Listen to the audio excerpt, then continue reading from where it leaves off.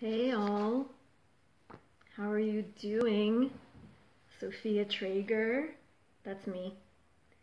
I'm the Radical Pleasurist and Intimacy Coach, and I bumped up this live a little bit because I was invited to spend some time with my sisters tonight watching the author of Glass Castle speak, and I'm really excited. Totally opening to receiving, of course, loving it.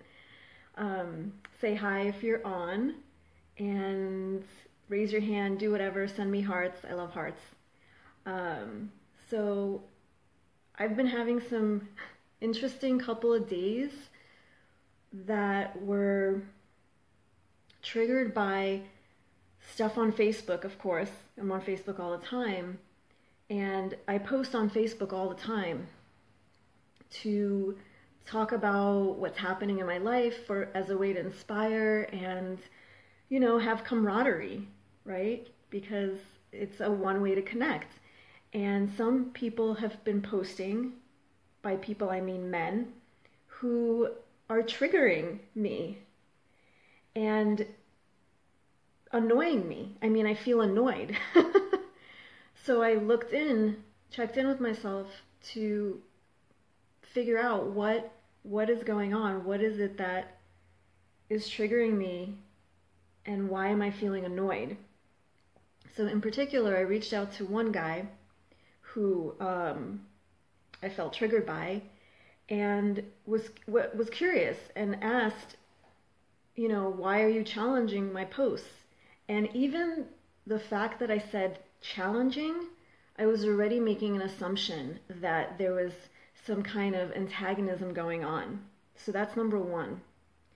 This assumption that I was making that he was trying to challenge me in a negative way, right?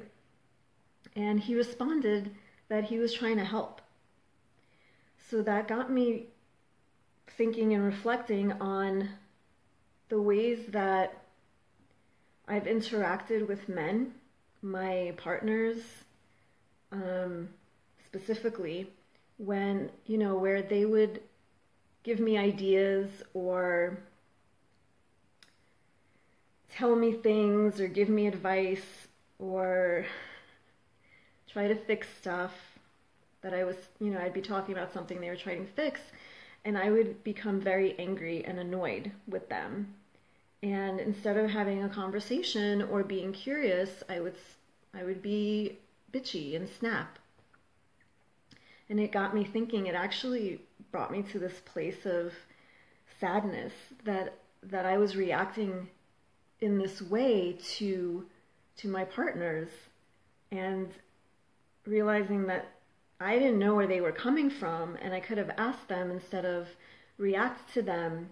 And my perception, this lens that I was looking through, had this flavor of like, who the fuck does this guy think he is?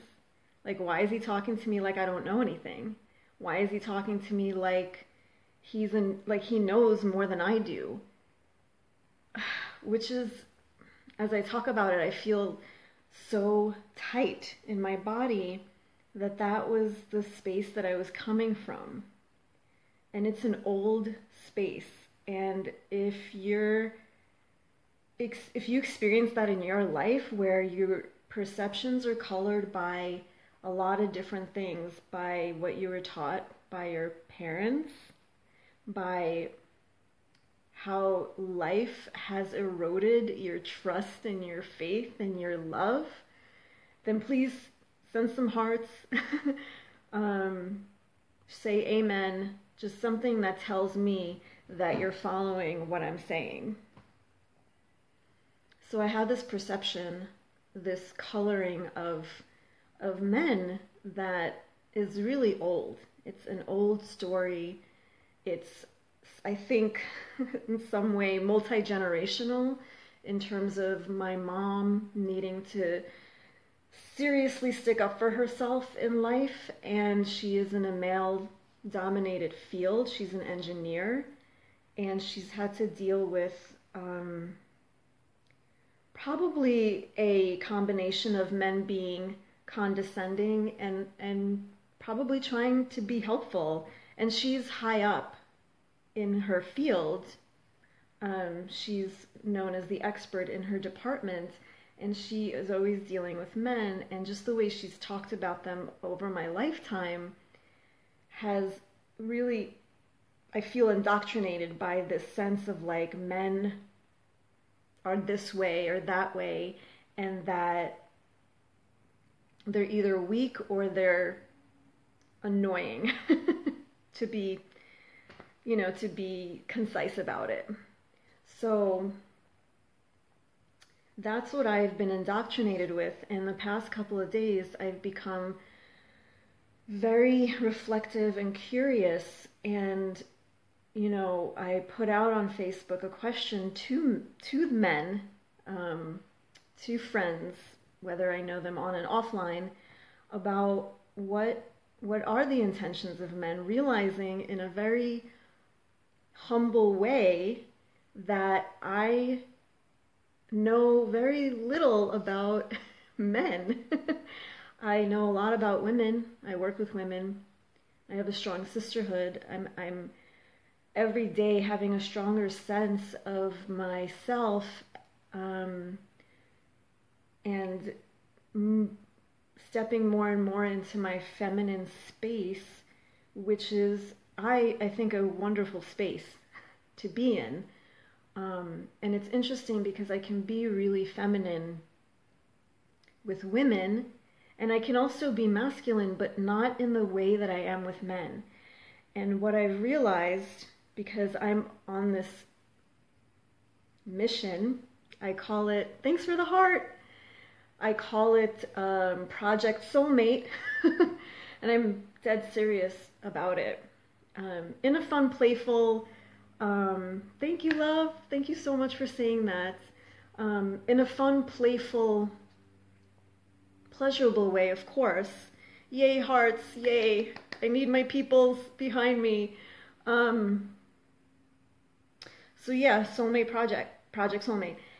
I am really taking a hard look at myself and how I interact with men, because I know that I have been repelling, pushing away love and pushing men away, and I don't want to do that anymore, obviously.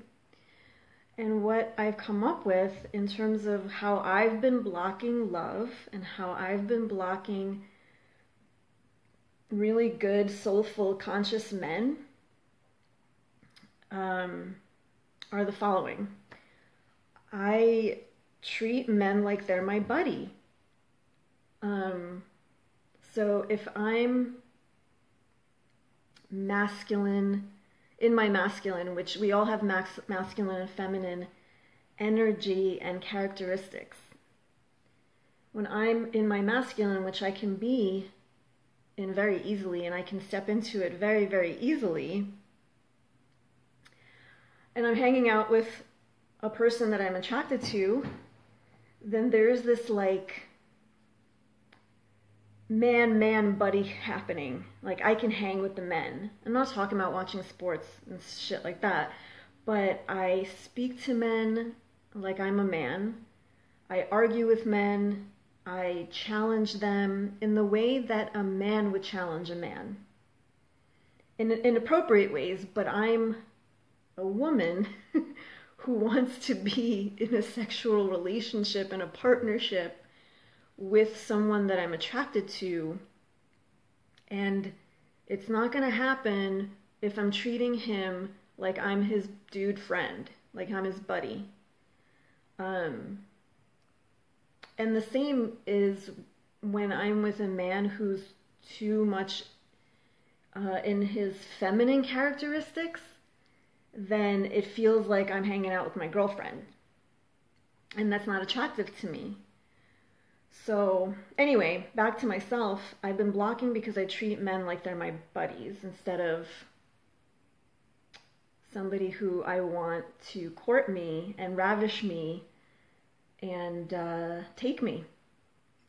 So that's one way. Another way is in becoming friends with men who I feel really feminine in their presence. I'm learning that men show vulnerability sometimes differently than women do, and that I can't expect men to show vulnerability or emotional expression in the same way that I do, which is a good thing, right? I don't want to hang out with somebody like me all the time. Yeah. So men are different in how they're vulnerable, and also how they love and how they help. And this is, let's forget about the love languages for a minute. Men help in a different way than women do. And what I am curious about is learning how my soulmate, my man, is going to be helpful, and appreciate him for the way he's helpful instead of trying to make him a carbon copy of me. So when men tried to be helpful, I had that lens of who the hell are you? Like, why are you trying to be superior when that was never the intention? And again, talking about perception is what would arise in me when a man is trying to be vulnerable or helpful, is that I would get annoyed, and that energy is felt. So it's no wonder that I was repelling. Even in my relationships, I was repelling love and being loved, even though that's what I really want. So I am committing to being open and aware of how I am interacting with men, both online, especially Facebook, because that's where I spend a lot of time connecting, and offline, like when I'm dancing, and how I am expressing my femininity in partner dancing, and how I'm accepting the man's lead during dance, for example, or if I'm hanging out with... I love that most of the people watching right now are men. I love that. And I'm open to anything you all say, and I know the men who are watching are men that I respect, and I just want you to know I'm learning a lot from you, and thank you for, in one capacity or another, being in my life. Because I really, really want this. I really want to be in the most yummy, pleasurable, joyful space, and be in that space with my love and my soulmate, whoever he is out there. So yeah, like when I'm in the presence of men, to just notice and come into the conversation and into the dynamic, believing and perceiving that this is a person who is respecting me, loving me, appreciating me exactly as I am, and that I want to reciprocate that through my body language, through my words, and through my energy, because men are just as intuitive as women, and they feel that energy. So if I'm being intolerant or annoyed, that energy is felt, and like, who the fuck wants to hang out with that? So my commitment is to be aware. Yeah, definitely. My commitment is to be aware and enjoy my time with men. And I get nerdy. I'm like an anthropologist. I like spending time with the species of men and learning from them. So this is really, the women I work with are like in this experience too. So I'm talking to you too, sisters, about checking in with yourself and seeing how you might be repelling love, how you might be reacting either by being a pleaser, which a soulful, conscious man doesn't want, or by being an ice queen because you have an armor around your heart and you're pushing love away and not appreciating the person in front of you, whoever they are. Thank you so much, Eric. That's really sweet. Um, it's not a coincidence that most of the people watching right now are men, and thank you for the kind words. I receive that. I'm open, and I'm just so happy that we get to learn and influence each other. And I'm grateful that we are connected in one capacity or another. So, yeah, I'm going to be talking a lot about Project Soulmate. Totally expressive, um, totally transparent about it, and excited about this journey that I am declaring. I am declaring that I am open and ready for love. So have a beautiful day today. I'm excited to hang out with my sisters and receive some awesome inspiration. Have a great day and see you all out on the dance floor if you're in Portland. Mwah.